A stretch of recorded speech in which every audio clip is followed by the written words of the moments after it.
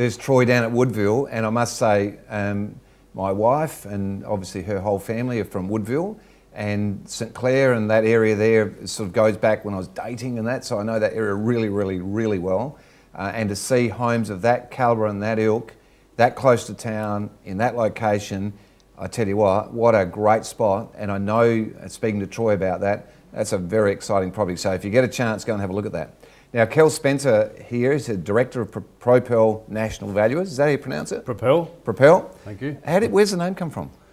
We engaged a PR stroke company that do all of that marketing and so forth to come up with a name, and Propel stands for property intelligence for today and tomorrow. So that's the sort of kind of connotation to it. So I don't know how much we paid to get that, but that's where. Yeah, well done. Okay.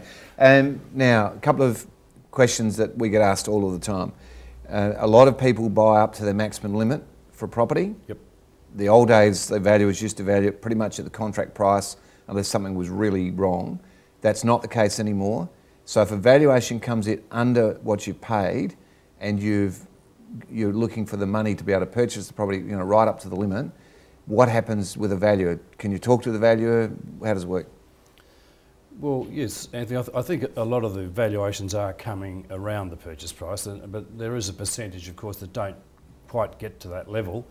And we have processes where we can go back and look at it again and spend a bit more time and perhaps find some other evidence that might help us to get closer to where the contract price is.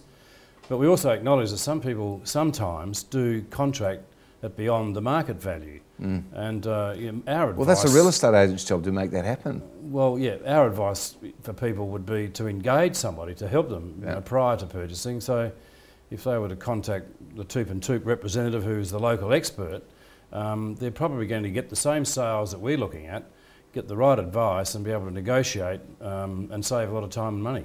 Okay, but if it came up short, be nothing wrong in ringing the finance company, or do they ring the valuer direct? No, it usually comes back through the bank. Right, okay. Bank or the finance broker. A lot of work is now transacted through finance brokers, so they would come back and ask us to perhaps have another look, which we will do. We have that process in place.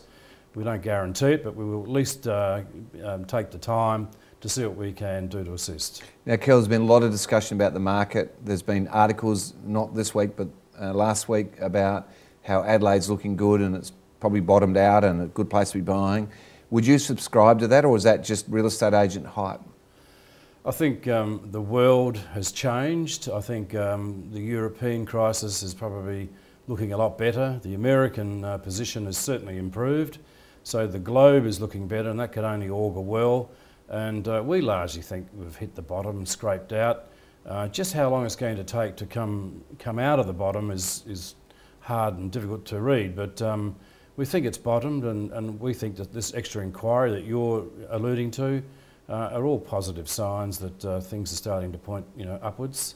So you're at the family table. Now, because it's a residential market, we won't go greatly into the commercial side, but for someone with limited means, so residential's the main attraction, and you're around a kitchen table, would you be advising your family members to be buying property, selling property?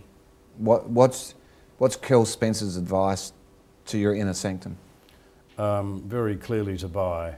There's an old saying in this business: you buy in gloom and you sell in boom, and there have been gloomy days for a while now, and I think they're perfect buying opportunities. You alluded to the first home buyers assistance. Well, I think fantastic to take advantage of that for the younger ones, and generally speaking, I think it's a great time to be buying real estate. Is there a big downside that you can see? I can't see a big downside. I think in the short term, interest rates may even come off a bit more. That would be even more of a help. And looking at affordability, I mean, Adelaide and Hobart are the most affordable cities in Australia. In the country, yeah. And there's a big gap, from principally 398,000 median house price in Adelaide to 650 odd in Sydney. Darwin's up there, and Melbourne. So I think, traditionally we'll probably close the gap a bit more. So you'd have to expect a bit more growth in Adelaide.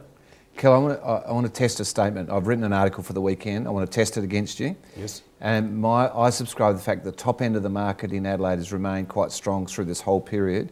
because we are seriously undervalued compared to all mainland states in the top end? Yeah, I agree. It does quite compelling value in the top end in Adelaide, I believe, when we compare to Brisbane, Sydney. We're the only mainland state that for $5 million you're buying the best of the best. If that was in Perth, Sydney, Melbourne, Brisbane, it'd be 10 mil. Yeah, I agree with you. Great. Thanks, Kel. Well, on that note, we'll thank you very much for attending. Yep, thanks, Anthony. Great to have you on. Now let's go to Hot Property.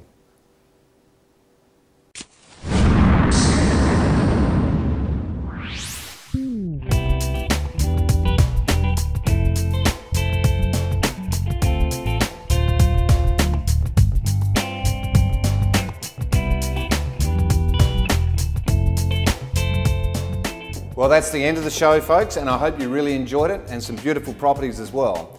Now, if you're thinking of selling, please give us a call. We're short of properties. They're selling very fast at the moment. The market's actually, we think, really good. Next week's SA's Finest, and we're off to Erbray, a magnificent home there, and you'll love it. Also, next week on Wednesday, don't forget it, we're live, we're interactive, so we'll see you then. In the meantime, let's go and have a look at some hot property.